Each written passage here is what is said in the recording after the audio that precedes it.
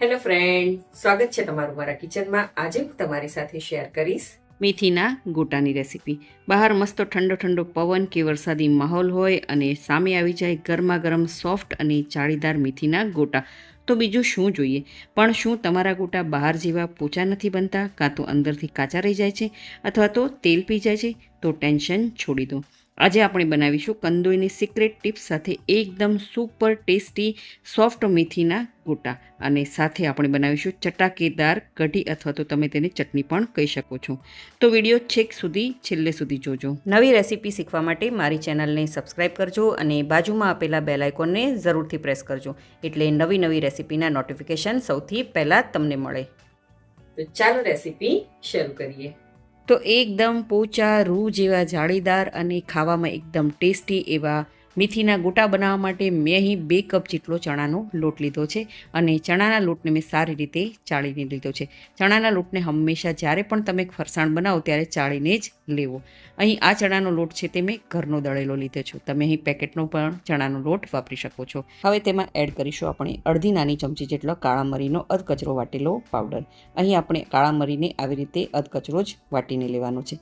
ત્યારબાદ આપણે તેમાં એડ કરીશું 1 નાની ચમચી જેટલો અધકચરા વાટેલા સૂકા ધાણા. ત્યારબાદ સ્વાદ પ્રમાણે મીઠું એડ કરીશું, અને ત્યારબાદ 1 ચપટી જેટલી હિંગ એડ કરીશું. હિંગ તમે જરૂરથી એડ કરજો, અને આ બધી જ વસ્તુને સારી રીતે મિક્સ કરી લઈ. આવી રીતે ચમચીની મદદથી સરસ એવું તેમાં મિક્સ કરી લેવાનું છે, તેથી બધા જ મસાલા ચણાના લોટમાં સારી રીતે ભળી જાય. આ પ્રોસેસ કરવી ખૂબ જ જરૂરી છે. હવે મેં અહીં 1 કપ જેટલું પાણી લીધું છે. આ પાણી મેં હુંફાળું લીધું છે. અહીં આપણે નોર્મલ પાણી નથી વાપરવાનું, આવી રીતે હુંફાળું પાણીનો જ ઉપયોગ કરવાનો છે. અને ત્યારબાદ થોડું પાણી એડ કરતા જઈશું, અને હાથની મદદથી આવી રીતે સરસ એવું મિક્સ કરતા જઈશું. આવી રીતે હળવા હાથેથી જ આપણે પાણીને ચણાના લોટમાં સરસ એવું મિક્સ કરતું જવાનું છે.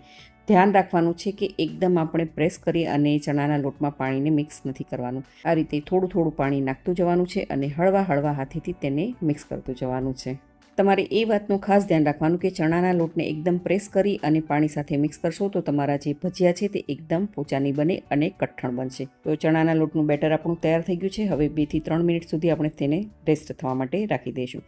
તો લગભગ 3 મિનિટ થઈ ગઈ છે. હવે તેમાં આપણે 1/3 કપ જેટલી ઝીણી સુધારેલી લીલી કોથમીર એડ કરીશું. ત્યારબાદ અડધો કપ જેટલી આપણે અહીં મેથી એડ કરીશું. મેથીના મેં અહીં માત્ર પાન લીધા છે, અને તેને ઝીણી સુધારી લીધી છે. તેને સારી રીતે ધોઈ અને પછી મેં એડ કરી છે. હવે 2 થી 3 ઝીણા સુધારેલા લીલા મરચાં લીધા છે, તેને એડ કરી લઈએ.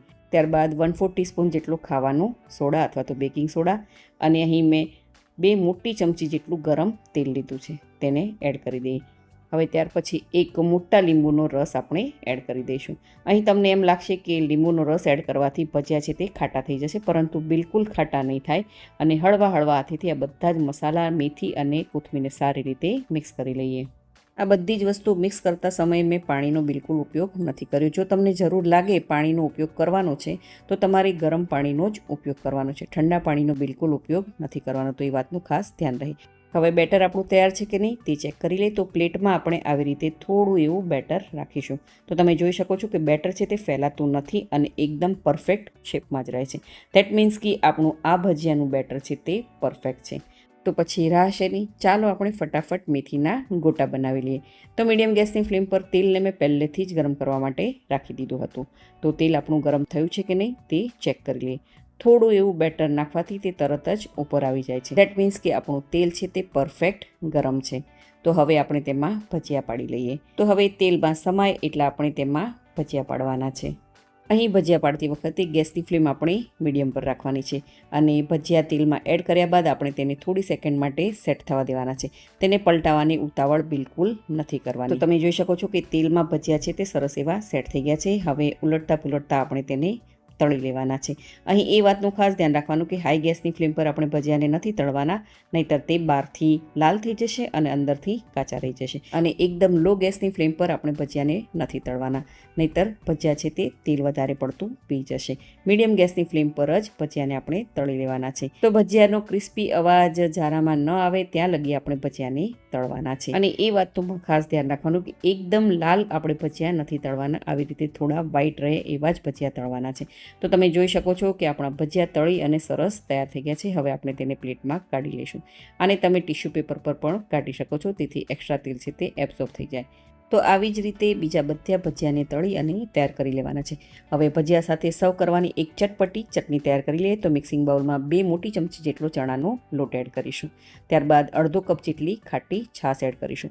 અહીં જો તમારી પાસે ખાટી છાશ ન હોય તો તમે દહીંનો ઉપયોગ પણ કરી શકો છો. ત્યારબાદ બધી જ વસ્તુને સારી રીતે મિક્સ કરી લઈએ. ચણાના લોટની એક પણ ગાંઠ ન રહે તે રીતે આપણે તેને મિક્સ કરવાનું છે. તો તમે જોઈ શકો છો કે છાશ અને ચણાનો લોટ સરસ એવો મિક્સ થઈ ગયો છે. હવે આપણે 1 કપ જેટલું પાણી એડ કરી દઈશું. અહીં પાણી મેં નોર્મલ જ લીધું છે, ગરમ પાણીનો ઉપયોગ નથી કર્યો. અને સારી રીતે તેને મિક્સ કરી લઈએ. તો તમે જોઈ શકો છો કે આ રીતની કન્સિસ્ટન્સી આપણે આની રાખવાની છે. હવે તેને સાઈડમાં રાખી દઈએ અને મીડિયમ ગેસની ફ્લેમ પર આપણે પેન રાખીશું અને તેમાં 1 નાની ચમચી જેટલું તેલ એડ કરીશું. તેલ ગરમ થઈ જાય એટલે અડધી નાની ચમચી જેટલી રાઈ ફૂટવા લાગે એટલે અડધી નાની ચમચી જેટલું જીરું સહેજ ચટકવા લાગે એટલે 1 ચપટી જેટલી હિંગ અને આપણે જે બેટર બનાવીને રાખ્યું હતું છાશ અને ચણાના લોટનું તેને એડ કરી દઈએ. ગેસની ફ્લેમ અહીં આપણે અત્યારે લો પર કરી દઈશું અને આ બધી જ વસ્તુને સારી રીતે મિક્સ કરી લઈએ.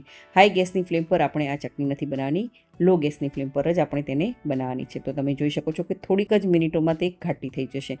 હવે ત્યારબાદ સ્વાદ પ્રમાણે મીઠું એડ કરીશું. અડધી નાની ચમચી જેટલી હળદર, 1 નાની ચમચી જેટલી ખાંડ એડ કરીશું અને બધી જ વસ્તુને સારી રીતે મિક્સ કરી લઈએ. અહીં જો તમને ગળપણ ન ભાવતું હોય તો તમે તેને સ્કીપ પણ કરી શકો છો. પરંતુ આ મેથીના ગોટા સાથે આ ખાટી મીઠી કઢી એટલે કે ચટણી ખૂબ જ ટેસ્ટી એવી લાગે છે. તો લગભગ 2 થી 3 જ મિનિટમાં સરસ એવી આપણી આ કઢી બનીને તૈયાર થઈ જશે.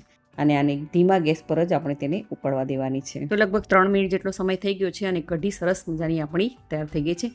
હવે ગેસની ફ્લેમ આપણે બંધ કરી દઈશું અને ત્યારબાદ ઝીણી સુધારેલી કોથમીર એડ કરીશું. તો અહીં જુઓ આપણે એકદમ ખાટી મીઠી ચટપટી આ મેથીના ગોટા સાથે સર્વ કરવાની કઢી એટલે કે ચટણી બનીને તૈયાર થઈ ગઈ છે. તો ચટણી પણ રેડી છે અને આપણા મેથીના ગોટા પણ રેડી છે. તો ચાલો તેને ગરમા ગરમ સર્વ કરી લઈએ.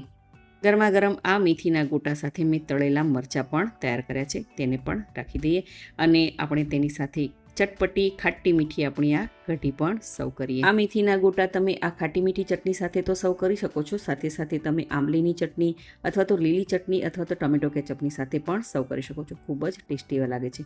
તો તમને તોડીને બતાવું તો અંદરથી એકદમ જાળીદાર, બહારથી એકદમ ક્રિસ્પી અને સોફ્ટ આપણા આ મેથીના ગોટા બન્યા છે. તો તમે પણ ચોક્કસથી આ રેસીપી ટ્રાય કરજો.